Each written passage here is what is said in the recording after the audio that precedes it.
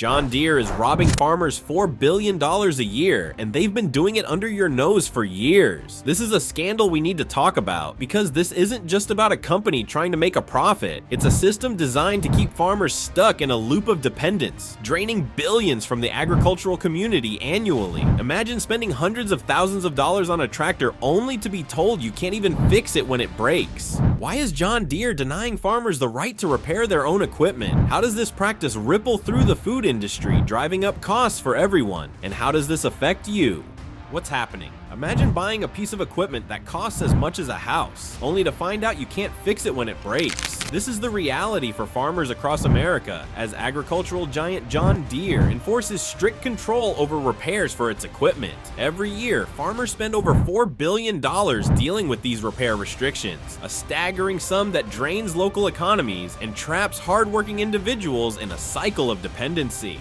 This system isn't just a minor inconvenience, it's a profit machine for John Deere. By monopolizing repair services, the company rakes in billions annually while leaving farmers stuck, waiting for repairs they could handle on their own. As this story unfolds, it's clear that the consequences ripple far beyond individual farms, affecting food prices, local economies, and even your wallet. The digital handcuffs. At the core of this issue lies John Deere's decision to tightly control access to repairs through the use of proprietary software. Modern farming equipment is no longer purely mechanical, it's a complex blend of hardware and software. Every function, from planting seeds to harvesting crops, depends on advanced systems that are locked behind digital barriers. These barriers prevent farmers from diagnosing or fixing even the simplest issues on their own equipment. Here's how it works. When a piece of machinery malfunctions, the issue is often tied to its software, which requires specialized diagnostic tools to access. These tools are only available to authorized John Deere technicians, effectively barring farmers from performing their own repairs. Even independent mechanics, once the backbone of rural repair services, are being pushed out because they don't have access to the necessary tools and codes. This monopolistic approach creates a cascade of problems. Farmers are forced to wait for authorized technicians,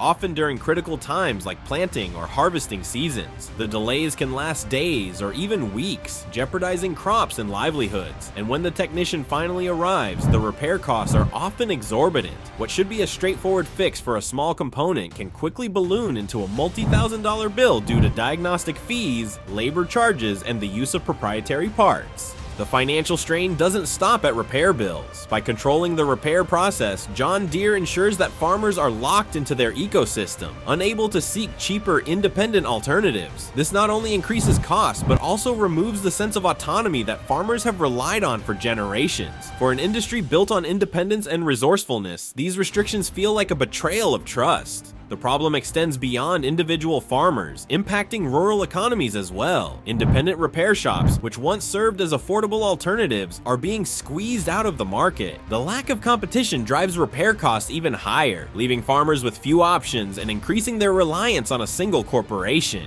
This system doesn't just affect the farmers, it ripples outward, influencing food prices and supply chains. With farming costs rising due to repair restrictions, the burden ultimately shifts to consumers. This is not merely a technical problem, it's a systemic issue that threatens the entire agricultural ecosystem. The impact on farmers. For farmers, time is everything. Crops must be planted, tended, and harvested within narrow windows, and any delay can have catastrophic consequences. A broken tractor during planting or harvesting season isn't just an inconvenience, it's a financial disaster. Yet John Deere's repair restrictions leave farmers with few options. Even if the problem is something as simple as replacing a sensor, farmers are often forced to wait for an authorized technician to diagnose the issue. This reliance on dealerships creates bottlenecks, especially during peak seasons when repair demands are high. Farmers report waiting days, sometimes weeks, for technicians to show up, time they simply don't have.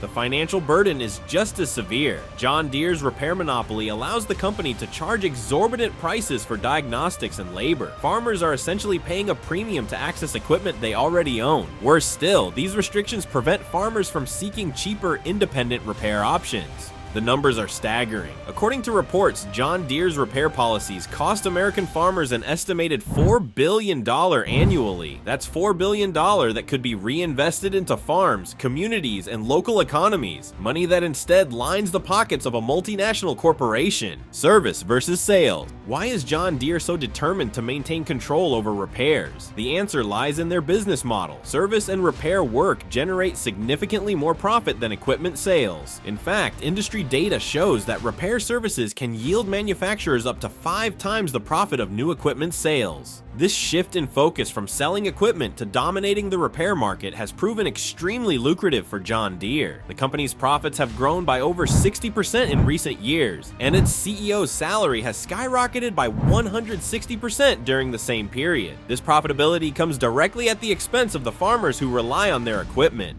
The strategy behind these repair restrictions is called parts pairing. Essentially, John Deere uses software to pair replacement parts with specific machines. Even if a farmer manages to replace a faulty part, the tractor system won't recognize it until the software is updated by an authorized technician. This tactic ensures that farmers remain dependent on John Deere for even the most basic repairs. A system designed to exclude. The shift toward proprietary software and parts pairing isn't unique to John Deere. Companies in other industries, from consumer electronics to automotive manufacturing, are employing similar tactics to control repair markets. Apple, for example, has been criticized for using proprietary screws and glued-in batteries to make its devices harder to repair. Car manufacturers like BMW charge independent repair shops thousands of dollars for temporary software subscriptions just to complete simple tasks like resetting an oil change light. However, the impact of these practices is particularly devastating in agriculture, where the stakes are far higher. A farmer's tractor isn't just a tool, it's their livelihood. When that tool is taken out of commission by repair restrictions, the consequences ripple far beyond the farm. Farmers are no strangers to fixing their own equipment. For generations, they've relied on their mechanical know-how to keep their machines running, but with modern tractors, those skills are rendered useless. Without access to diagnostic tools and software, farmers are left powerless, a stark departure from the independence that has long defined their profession. The fight for ownership.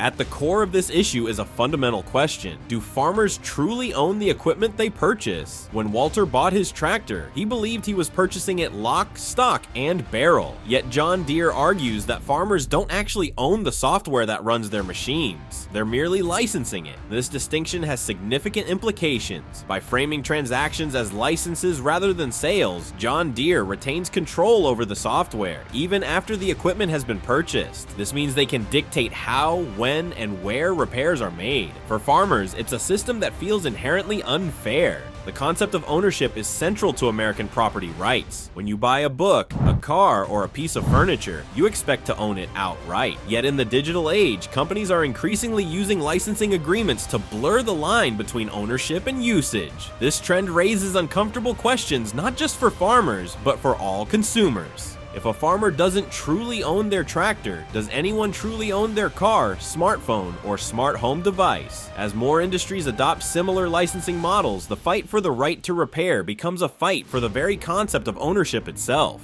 A growing backlash. The backlash against John Deere's repair restrictions is growing louder. Farmers, advocacy groups, and even lawmakers are pushing back against what they see as a blatant abuse of power. At the heart of this movement is the right to repair, a grassroots campaign demanding that consumers have the tools and information they need to repair their own products. Lawsuits against John Deere have alleged that their repair monopoly violates antitrust laws. Meanwhile, states across the country are introducing legislation aimed at securing the right to repair. The Federal Trade Commission has also taken notice, launching investigations into repair monopolies in agriculture and other industries. For farmers like Walter, the stakes couldn't be higher. The fight for the right to repair isn't just about saving money, it's about preserving the independence and resilience that have long been the backbone of American agriculture. Ownership versus licensing. For generations, farmers have operated under the assumption that when they buy a piece of equipment, whether it's a simple plow or a state-of-the-art tractor, they own it outright. This belief is rooted in a basic principle of property rights. When you pay for something, it's yours to use, modify, or repair as you see fit. However, John Deere is challenging this age-old notion by asserting that while farmers may physically possess the equipment, they do not own the software that powers it. This concept, called licensing, turns the idea of ownership on its head. Farmers who spend hundreds of thousands of dollars on machinery discover they've essentially purchased the shell of the equipment, while the vital software that makes it functional remains under John Deere's control. Without access to that software, farmers are unable to perform essential diagnostics or repairs. This effectively chains them to authorized dealerships for every issue, no matter how minor. It's not just about convenience, it's about fairness. Farmers invest enormous sums in their equipment, often taking out loans or relying on decades of savings to purchase machinery they believe is an investment in their livelihood. To then be told they can't truly own or control that equipment feels like an outright betrayal. This legal maneuvering places John Deere at the center of a troubling question. In a world increasingly driven by software, do we truly own anything anymore? Digital rights management and the DMCA. At the heart of John Deere's repair restrictions lies the enforcement of digital rights management and its legal backing under the Digital Millennium Copyright Act. Originally designed to protect copyrighted content like movies and music, the DMCA has been co-opted by companies to control how consumers use their products. By embedding DRM into their machinery, John Deere has essentially locked farmers out of their own equipment. This DRM system means that even if a farmer knows how to repair their tractor, they can't do so without violating copyright law. The moment they attempt to bypass the software locks, they risk facing legal consequences. What was once a simple matter of tightening a bolt or replacing a part now requires advanced technical knowledge and a willingness to challenge a powerful corporation. Farmers aren't the only ones feeling the sting of DRM. Industries ranging from consumer electronics to medical devices have adopted similar tactics. For example, Apple uses proprietary screws and glue in its phones to make repairs difficult for anyone other than their technicians. Companies like Harley-Davidson and McDonald's similarly use software locks to monopolize repair services. The result is a widespread culture of repair monopolies, with consumers left powerless and forced to pay exorbitant fees for basic fixes. This legal and technological stranglehold raises profound ethical questions. Should corporations have the right to dictate how consumers use products they've purchased? And should the law protect companies at the expense of individual rights and economic fairness? Comparisons with other industries. The strategies employed by John Deere to restrict repairs are not unique to agriculture. Across industries, companies are adopting similar tactics to control their markets and maximize profits. In the automotive sector, manufacturers like BMW require specialized software subscriptions for even basic repairs. Independent mechanics, once the lifeblood of local communities, are being pushed out as car makers monopolize access to diagnostics and parts. The tech industry is another prime example. Apple's parts pairing system, which requires software to verify repairs, has become infamous for driving up costs and frustrating consumers. Want to replace a battery or screen on your own? Forget it. Apple's software will render the phone unusable unless it recognizes the repair as authorized. Even kitchen appliances and gaming consoles are not immune. Companies like Taylor, the maker of McDonald's ice cream machines, and major console manufacturers have followed suit, locking down their products and limiting repairs to authorized technicians. The cumulative effect is a consumer landscape where repair costs have skyrocketed, while independent repair shops and DIY enthusiasts face increasingly insurmountable barriers. What makes John Deere's case particularly egregious is the high stakes involved. Farmers don't just lose money when their equipment breaks down, they lose time, crops, and their livelihood. A malfunctioning tractor during planting or harvesting season can mean the difference between a profitable year and financial ruin.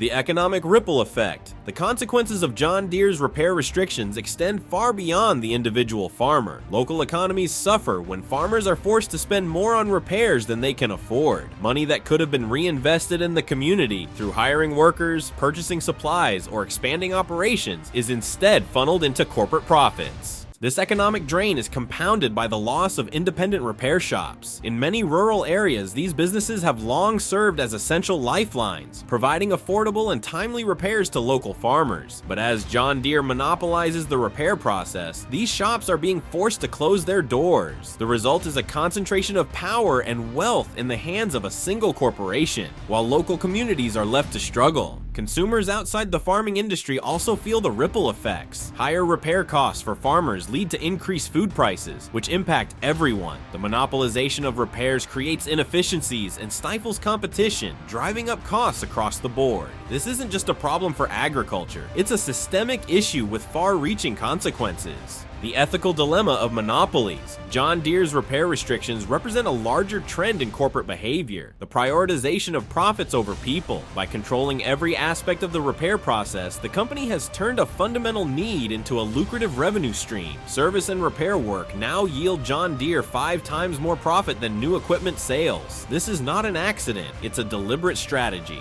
Critics argue that this approach is not just unethical, it's dangerous. Repair monopolies strip consumers of their autonomy and create a dependency on corporations. They also stifle innovation, as independent mechanics and DIY enthusiasts are unable to contribute to the development of better, more efficient solutions. From a moral standpoint, the issue boils down to a question of balance. How much control should a company have over the products it sells? And at what point does that control cross the line into exploitation? For farmers, the answer is clear. The current system is unsustainable and unjust. Legal and political challenges. Efforts to challenge John Deere's practices are gaining momentum. Farmers have filed multiple class action lawsuits arguing that the company's repair restrictions violate antitrust laws. The Justice Department has expressed support for these claims, and the Federal Trade Commission has launched investigations into John Deere's monopoly on repairs. These legal battles represent a turning point in the fight for repair rights. If successful, they could set a precedent for other industries and pave the way for comprehensive reform. However, the road ahead is fraught with challenges. Corporations like John Deere wield immense power and influence, and they are prepared to fight tooth and nail to protect their profits. Legislative efforts to address the issue have also faced significant obstacles. While some states have passed right-to-repair laws, many proposals have been blocked by intense lobbying from manufacturers. Federal legislation, such as the Freedom to Repair Act, offers hope for nationwide reform, but its passage remains uncertain. The broader ethical implications. At its core, the battle over repair rights is about more than just tractors and equipment. It's about the nature of ownership in the digital age. As technology becomes increasingly integrated into our lives, the line between what we own and what we merely license is becoming blurred. This shift has profound implications for individual rights, economic fairness, and societal values. If companies like John Deere can dictate how consumers use and maintain their products, what's to stop other industries from following suit? The result could be a future where consumers are left powerless, dependent on corporations for even the most basic needs. The ethical stakes are clear. Repair monopolies undermine the principles of fairness, autonomy, and innovation. They concentrate power in the hands of a few while leaving the rest of society to bear the costs. For farmers and consumers alike, the fight for repair rights is not just a battle for practical change, it's a fight for justice. Grassroots movements rising. Across the country, a growing coalition of farmers, independent mechanics, and consumer advocates is rallying around the right to repair movement. At its heart, the movement is simple. If you buy something, you should have the ability to repair it without needing the manufacturer's permission. But for those like Walter, the Montana rancher battling John Deere's repair restrictions, it is much more personal. For decades, farmers were the epitome of self-reliance. They fixed their own equipment, tinkered with engines, and kept their operations running, no matter the obstacles. The idea that they now have to wait weeks for a John Deere technician to perform a repair they could have handled in a day is infuriating, and for some, heartbreaking. These frustrations have galvanized farmers and other repair advocates to fight back. They are writing letters to legislators, sharing their stories online, and organizing protests to demand change. The movement is no longer just about tractors. It has become a battle for the principle of ownership in a world dominated by corporate interests. Legislative pushes and roadblocks. Efforts to pass right-to-repair laws have made significant progress in recent years. States like Massachusetts and Minnesota have implemented groundbreaking legislation to protect consumers' ability to repair everything from cars to home appliances. In Colorado, farmers scored a major victory when the state passed a law covering agricultural equipment, marking a crucial step forward for rural communities. However, these state-level victories are just the beginning. The patchwork of laws leaves many gaps, with some states failing to pass any meaningful reform. For every successful bill, there are others that have been blocked by heavy lobbying from corporations like John Deere, Apple, and major automotive manufacturers. These companies argue that allowing independent repairs could compromise security, intellectual property, or even product safety. The opposition's influence is undeniable. In one instance, a company threatened to stop selling products in a state if lawmakers move forward with a right-to-repair bill. These tactics have stalled progress in many regions, leaving millions of consumers, farmers, and repair shops stuck in limbo. On the federal level, the Freedom to Repair Act and the Fair Repair Act aim to bring nationwide reform. These bills would prevent manufacturers from locking software, monopolizing repair parts, or voiding warranties for independent repairs. But passing such sweeping legislation requires overcoming fierce resistance from some of the wealthiest and most powerful industries in the country. Corporate responses and counterattacks. Faced with mounting pressure, John Deere and other companies have begun making small concessions, but many critics see these actions as little more than public relations maneuvers. For instance, John Deere announced partnerships with select third-party repair shops, claiming to give farmers more options. However, these partnerships often come with strings attached, requiring shops to purchase expensive licenses or limiting the scope of repairs they can perform. Meanwhile, companies continue to pour millions into lobbying efforts to maintain their control. Advertising campaigns paint right-to-repair laws as dangerous, suggesting that sharing repair data could lead to cybersecurity threats or mechanical failures. These fear-based tactics are designed to sway public opinion and create doubt, even when evidence overwhelmingly supports the safety and fairness of independent repairs. At the same time, manufacturers are doubling down on their technological defenses. By implementing software that requires pairing replacement parts with proprietary codes, they are effectively blocking any attempts to bypass their restrictions. This practice, known as parts pairing, ensures that even when farmers obtain the right part, they cannot install it without John Deere's approval. Another significant barrier is the sheer complexity of modern machinery. Companies often argue that today's equipment is too advanced for untrained individuals to repair, conveniently overlooking the fact that many farmers have decades of experience troubleshooting their own machines. This narrative not only undermines farmers' expertise, but also perpetuates the myth that corporate technicians are the only ones capable of ensuring safety and reliability. The question remains, are these actions sustainable? With growing public awareness and legal challenges mounting, companies like John Deere may soon find themselves on the losing side of history. A future worth repairing. The fight for the right to repair is not just about fixing tractors or saving money. It is about defining the relationship between consumers and corporations in the 21st century. At its core, this battle is about power. Who holds the authority over the things we buy? Is it the consumer who pays thousands, even millions of dollars for a product? Or is it the corporation that manufactured it? The implications go far beyond agriculture. If farmers can win their fight against John Deere, it could pave the way for broader reforms in other industries. From smartphones to medical devices, the principles of ownership and repairability are under threat. A victory here would send a clear message to corporations. Consumers will not accept a system that prioritizes profit over fairness. The environmental stakes are equally high. Repair restrictions contribute to a throwaway culture, where broken products are discarded rather than fixed. This cycle generates enormous amounts of waste and depletes valuable resources. By making repairs more accessible, the right to repair movement promotes sustainability and reduces the environmental footprint of manufacturing.